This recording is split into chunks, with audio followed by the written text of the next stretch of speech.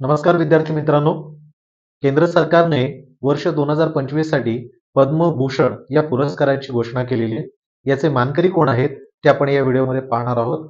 अत्यंत महत्त्वाचा, सांगायची गरजच नाहीये, कारण पद्मभूषण, पद्मविभूषण, भारतरत्न, पद्मश्री यावर कधीही कोणतेही कुठल्याही स्पर्धा परीक्षेमध्ये प्रश्न विचारले जातात.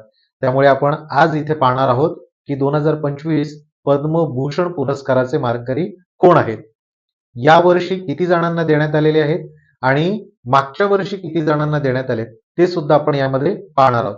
कारण नुसतं यावर आधारित नाहीये, तर मागच्या वर्षी आपल्याला विचारले जाऊ शकतात, शक्यता दाट असते. त्यामुळे आपण ते करणं फार गरजेचं असतं. आपण सुरुवात करूया पद्मभूषण पुरस्कार 2025.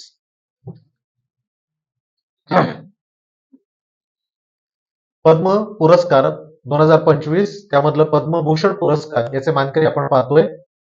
प्रथम कोण आहे तिथे, तर विवेक देबरॉय यांना मरणोत्तर देण्यात आलेलं आहे साहित्य आणि शिक्षण या क्षेत्राशी संबंधित, आणि हे दिल्ली याच्याशी निगडित आहे. त्यानंतर आहे ते म्हणजे श्री पंकज उदास, मरणोत्तर यांना देण्यात आलेलं आहे. क्षेत्र कुठलं आहे, कला क्षेत्राशी निगडित आहेत आणि आपल्या महाराष्ट्र याच्याशी यांचा संबंध आहे. त्यानंतर तिसरी व्यक्ती ही कोण बरं, तर मनोहर जोशी, श्री मनोहर जोशी यांना मरणोत्तर हा पुरस्कार देण्यात आलेला आहे सार्वजनिक व्यवहार या क्षेत्रामध्ये. आणि सांगायची गरज आहे का, कोणतं राज्य, महाराष्ट्र राज्य. चौथी पुरस्काराची मानकरी व्यक्ती कोण आहे, श्री सुशील कुमार मोदी, मरणोत्तर यांना हा पुरस्कार देण्यात आलेला आहे. कोणत्या क्षेत्राशी निगडित, तर सार्वजनिक व्यवहार. आणि कोणतं राज्य बरं, तर बिहार राज्याशी निगडित आहेत. तर लक्षात ठेवा, नुसतं ती व्यक्ती नाही, तर त्यातलं त्यांचा असलेला जो कोण क्षेत्र आहे ते आणि त्यांचं राज्य. पाचवी व्यक्ती पुरस्काराची मानकरी कोण आहे, श्री ए सूर्यप्रकाश, साहित्य आणि शिक्षण पत्रकारिता याकरिता त्यांना मिळालेला आहे क्षेत्राकरिता. कर्नाटक या राज्याशी संबंध आहे, बरोबर आहे की नाही. सहावे मानकरी कोण आहेत, तर जतीन गोस्वामी, कला या क्षेत्राशी निगडित आहेत, आसाम राज्य याच्याशी निगडित. सातवी पुरस्काराची मानकरी व्यक्ती ही श्री अनंत नाग, कला या क्षेत्राशी आहेत. हे ऍक्टर्स आहेत, तुम्ही पाहिले असतील यांचे पिक्चर, मला माहित नाहीत, पण हे ऍक्टर्स आहेत, अभिनेता आहेत. कर्नाटक या राज्याशी यांचा संबंध आहे. त्यानंतर आठवी व्यक्ती पुरस्काराची मानकरी कोण आहे, जोस चाको परियपुरम, हे औषध या क्षेत्राशी यांचा संबंध आहे आणि केरळ हे राज्य, बरोबर आहे की नाही. कधी तुम्ही मालगुडी डेज पाहिले,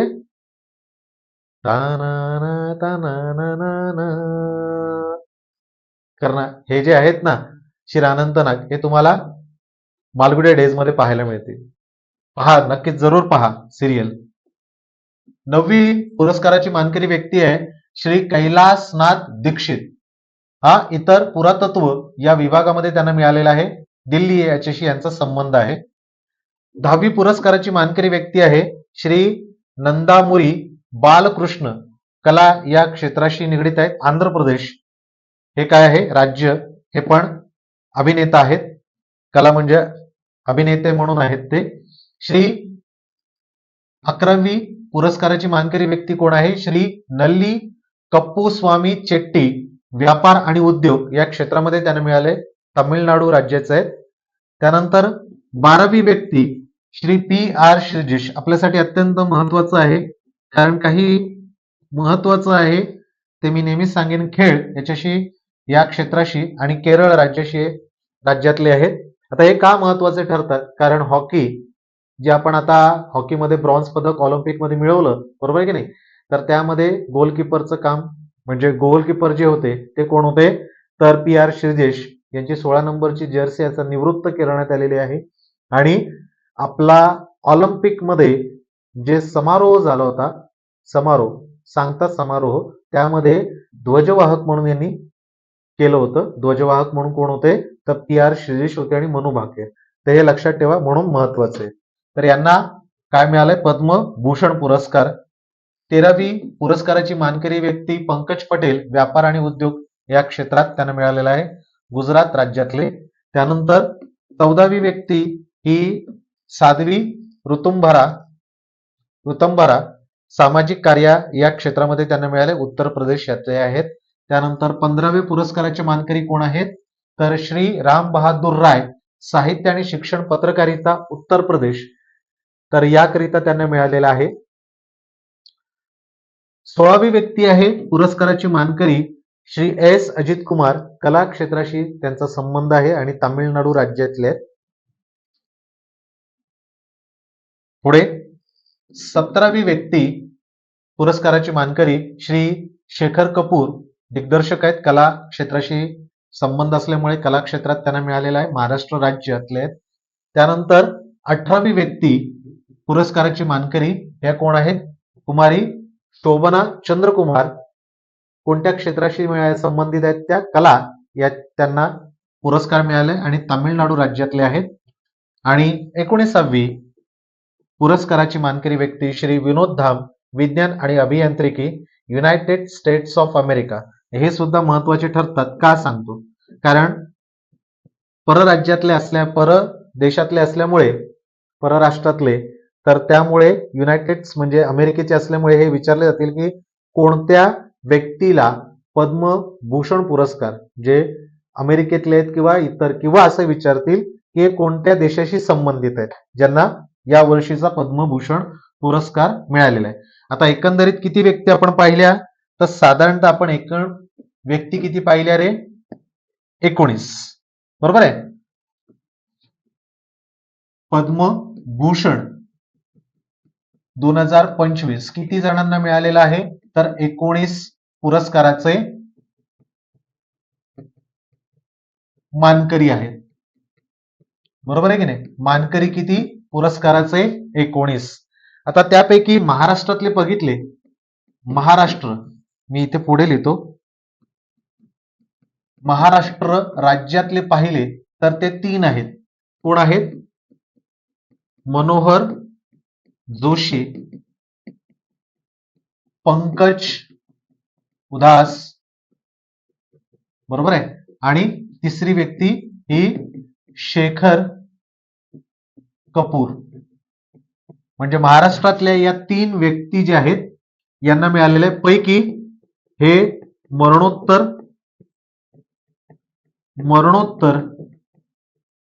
म्हणजे 2 मरणोत्तर आहेत, तर शेखर कपूर अजून हयात आहेत. त्यामुळे जे पद्मभूषण आहे ते लक्षात ठेवा, महाराष्ट्रातल्या 3 व्यक्तींना पैकी 2 मनोहर जोशी आणि पंकज उधास यांना मरणोत्तर, तर शेखर कपूर यांना मिळालेला आहे, बरोबर आहे की नाही. आता मागच्या वर्षी हा पद्मभूषण जो आहे 2024 हा एकंदरीत किती, 17 जणांना देण्यात आला. किती, 17 जणांना, म्हणजे व्यक्तींना पुरस्काराची मानकरी किती आहेत, 17. पण ते 17 पण इथे पाहणार नव्हत, आपला संबंध आहे महाराष्ट्रातले व्यक्ती. तर महाराष्ट्रातील व्यक्ती कोण होत्या ज्यांना पद्मभूषण हा पुरस्कार मिळाला, तर ते किती आहेत, जवळजवळ 6. किती, 6 व्यक्तींना मिळालेले आहे मागच्या वर्षी 2024 ला. आता होर्मुसजी एन कामा, पहिले कोण आहे, होर्मुसजी एन कामा यांना मिळालेला आहे मागच्या वर्षी, पत्रकारितेसाठी मिळालाय. काय मिळालाय, पत्रकारिता याकरिता या क्षेत्रात त्यांना मिळालेलं आहे पद्मभूषण. त्यानंतर दुसरी व्यक्ती कोण आहे, तर अश्विनी बालचंद मेहता. अश्विनी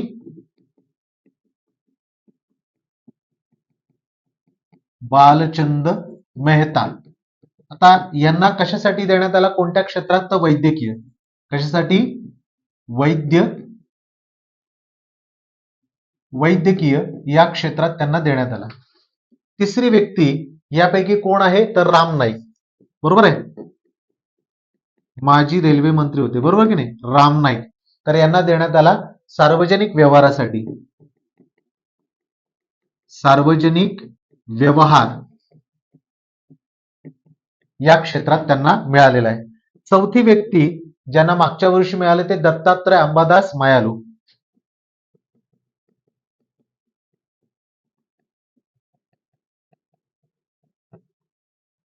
यांचं काय आहे? मायालू.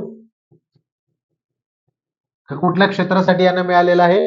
तर सार्वजनिक व्यवहार.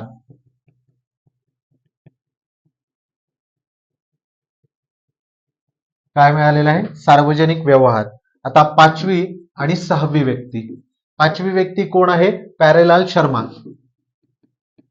प्यारेलाल शर्मा कला क्षेत्रासाठी यांना मिळालेला आहे. बरोबर आहे. आणि 6वी व्यक्ती आहे कुंदन व्यास. कोणती आहे? कुंदन व्यास. महाराष्ट्रातली, ज्यांना मिळालेलं आहे पत्रकारितेसाठी. कशासाठी? पत्रकारिता यासाठी मिळालेलं आहे. तर पुन्हा एकदा पहा, हॉर्मुसजी एन कामा पत्रकारिता, अश्विनी बालचंद मेहता वैद्यकीय, राम नाईक सार्वजनिक व्यवहार, दत्तात्रय अंबादास मायालू सार्वजनिक व्यवहार, प्यारेलाल शर्मा कला आणि कुंदन व्यास पत्रकारितेसाठी मागच्या वर्षी यांना काय मिळालेलं आहे? पद्मभूषण पुरस्कार मिळालेला आहे. तर जाता जाता फक्त आपण इथे एक नजर टाकून जाऊया, यापैकी किती मरणोपरांत म्हणजे मरणोत्तर आहेत ते पाहूया. बघा, मरणोत्तर विवेक देबरॉय, पंकज उधास, मनोहर जोशी, सुशील कुमार मोदी, म्हणजे 4 मरणोत्तर आहेत. बरोबर की नाही? पुढे मरणोत्तर किती आहेत?